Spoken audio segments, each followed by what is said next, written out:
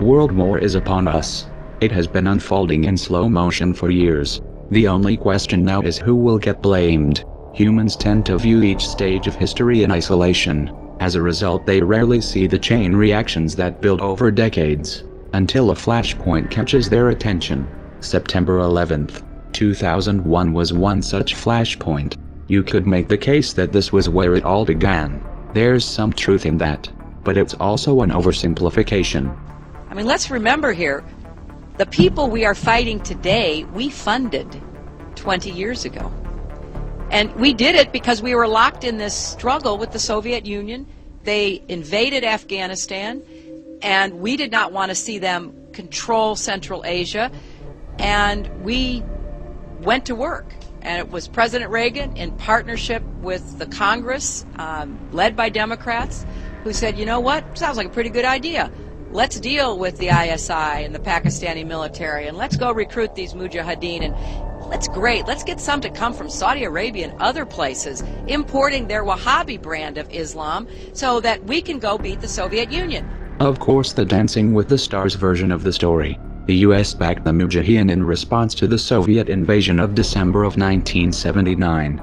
You might want to run that version by Robert Gates, director of the CIA under Ronald Reagan and George Bush Sr., and Secretary of Defense under both George W. Bush and Barack Obama, because in his memoir entitled From the Shadows, he revealed that the US actually began the covert operation 6 months prior, with the express intent of drawing in the Soviets. Oops.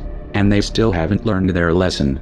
Speaking of Al-Qaeda, if you do a Google search for jet fuel maximum burning temperature, you'll find an article from popularmechanics.com informing you that under ideal conditions jet fuel tops out at 1,500 degrees Fahrenheit, and that steel melts at 2,750 degrees. They go on to explain how it isn't a problem because for the towers to collapse, their steel frames didn't need to melt. Trouble is, the steel did melt. Of course, little details like the laws of physics never got in the way of a good story. Oh, by the way, did you ever find anyone who could credibly explain how the third building, World Trade Center Building 7, fell straight down at 5:21 p.m. that day, though it was not hit by any plane? And did they ever explain how the BBC reported this event 26 minutes before it actually happened? Though I know what you're thinking. Maybe it was a green screen and shoddy editing, and that we can't confirm the actual time from that clip. Or can we? Turns out there was a second clip that did show the time. 21:54. That's 9:54 in England, 4:54 Eastern. 26 minutes before the building actually fell. But I digress. The invasions of Iraq and Afghanistan were not motivated by the fall of the Twin Towers. Nor was the evisceration of your rights and privacy that followed. To say 9/11 was a pretext would be putting it lightly. About 10 days after 9/11, I went through the Pentagon and I saw Secretary Rumsfeld and Deputy Secretary Wolfowitz. I went downstairs just to say hello to some of the people on the joint staff who used to work for me, and one of the generals called me in. He said, "Sir, you got to come in and talk to me a second." I said, "Well, you're too busy." He said, No. He says, "We've made the decision. We're going to war with Iraq." This was on or about the 20th of September. I said, "We're going to war with Iraq. Why?"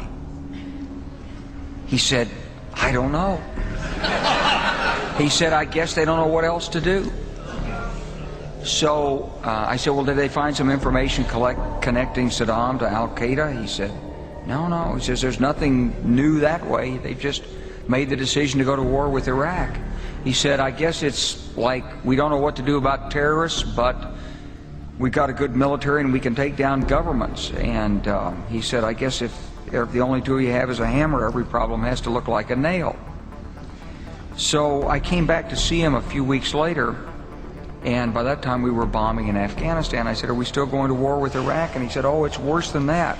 He said, he reached over on his desk, he picked up a piece of paper, he said, I just got this down from upstairs, meaning the Secretary of Defense's office today, and he said, "This is a memo that describes how we're going to take out 7 countries in 5 years, starting with Iraq and then Syria, Lebanon, Libya, Somalia, Sudan, and finishing off Iran." The best laid plans of men often go awry, but George W. Bush sure did try. Iraq and Afghanistan became quagmires, just like Cheney predicted. Do you think that the U.S. or UN forces should have moved into Baghdad? No. Why not? Because if we'd gone to Baghdad, we would have been all alone. There wouldn't have been anybody else with us. It would have been a U.S. occupation of Iraq. None of the Arab forces that were willing to fight with us in Kuwait were willing to invade Iraq. Once you got to Iraq and took it over and took down Saddam Hussein's government, then what are you going to put in its place? That's a very volatile part of the world, and if you take down the central government in Iraq, you can easily end up seeing pieces of Iraq fly off. Part of it the Syrians would like to have to the west. Part of eastern Iraq the Iranians would like to claim, fought over for 8 years. In the north, you've got the Kurds, and if the Kurds spin loose and join with the Kurds in Turkey, then you threaten the territorial integrity of Turkey. It's a quagmire. Obama picked up where Bush left off by toppling Libya and funding extremists in Syria, the precursors of ISIS. They knew the weapons were ending up in the hands of jihadists since at least 2012. They knew what would come next. A Department of Defense document from 2012, acquired through an FOIA request, shows that the US government was aware that these fighters intended to form a caliphate, and that this conflict would likely lead to a proxy war with Russia and China. The Middle East was being balkanized, every pocket of resistance broken up into bite-sized chunks, but it was taking too long. So Saudi Arabia invaded Yemen, and Israel did their part by repeatedly bombing the Syrian army. The most recent attack was in July. Oh, and Turkey helped too. It's been a team effort. In 2013, when the US-backed rebels in Syria got caught using sarin gas against civilians and the Western narrative fell apart, Russia became a diplomatic thorn in Washington's side. So like a true gambler who doesn't know when to walk away, Obama doubled down by backing the coup in Ukraine, installing a puppet government with extensive ties to the US State Department, bankrolling their ethnic cleansing campaign in the East and blaming the entire mess on Vladimir Putin.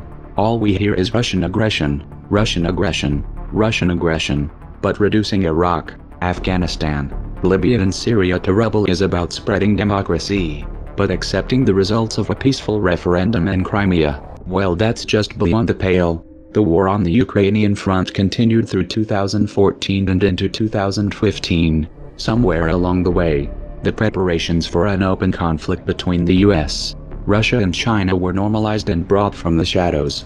Open threats were leveled in full view. Coverage was predictably one-sided. We've been through this before. Weapons of mass destruction, human rights, Russian aggression, new excuses, same goal. If you want to start a war, the unwashed masses must be convinced to send their brothers, sons and fathers to die on the front lines. The specter of an external enemy must be etched into their collective mind through trauma, exaggeration and repetition. History must be whitewashed, twisted and cherry-picked down to a politicized nursery rhyme. At no point should the real motives or consequences of such an endeavor be discussed. It stands to reason that if we want to stop a war, we must reverse this pattern. Let's start with a realistic look at the consequences. The United States and Russia alone possess a total of over 15,000 nuclear warheads, as of 2014, each of which are 10 to 30 times more powerful than those that the US used against Japan and Hiroshima and Nagasaki. During the Soviet era, it was understood that a hot war between these two countries would inevitably lead to the use of these weapons, and would therefore be an act of mass suicide. This idea was so deeply ingrained that it had its own acronym, MAD, Mutually Assured Destruction. In recent years, scientists have realized that this should be taken as a literal truth, regardless of which side may suffer the most in the initial exchange. A nuclear war between just these two countries, utilizing only the weapons which are slated to be active after the implementation of the START treaty in 2018, would release over 150 million tons of debris into the atmosphere. This debris would block out the sun, dropping global temperatures between 8 and 30 degrees centigrade. Agriculture would become impossible, mass extinctions would follow, and our species would not likely be exempt. This is a mild description. We're not even touching upon the direct consequences of the blasts, firestorms, and radiation poisoning, or the secondary deaths caused by exposure and disease. In this context, you might be inclined to believe that the use of these weapons would be completely off of the table, that every effort would be made to reduce stockpiles and that no new bombs would be built. Unfortunately, this is not the case. In recent years, US strategists have begun to promote the idea of limited nuclear warfare, with a focus on tactical nukes. The idea being that smaller weapons are more effective because they are actually usable. This isn't just talk. Under Obama, the US military developed the most expensive and most dangerous nuclear bomb ever, the B-6112. The B-6112 is a guided nuclear missile, the first of its kind, and its yield can be dialed down electronically for the desired effect. This capability has been promoted by the CFR as a means of preemptively destroying China's hardened missile silos. Apparently, the Obama administration took these recommendations to heart, because Section 1063 of the NDAA of 2013 directed the U.S. Strategic Command to prepare a report assessing the capability of the U.S. military to destroy a network of tunnels in China, and the known hardened and deeply buried sites of foreign nations, with conventional and/or nuclear forces. While Russia wasn't mentioned directly here, it should be clear that they are on that list. Those promoting this new stance claim that this is merely a new form of deterrence. But this line of argumentation, even if it were sincere, is fatally flawed.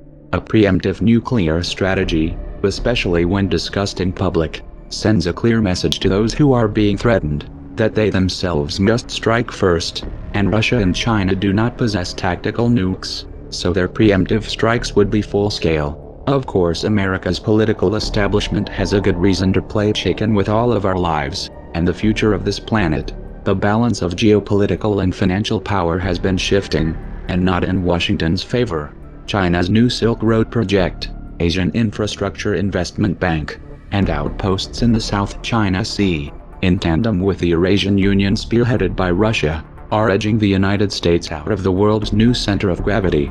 Pivots have failed, bilateral discussions have gotten nowhere, sanctions have backfired, trade agreements have stalled, influence has eroded. Washington is running out of options and time.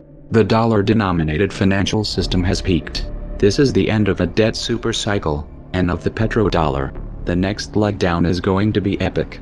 The powers that be would rather tip the board than lose the game. They'd rather take us to war than to take the blame. And if you let them get away with it, that's just the beginning.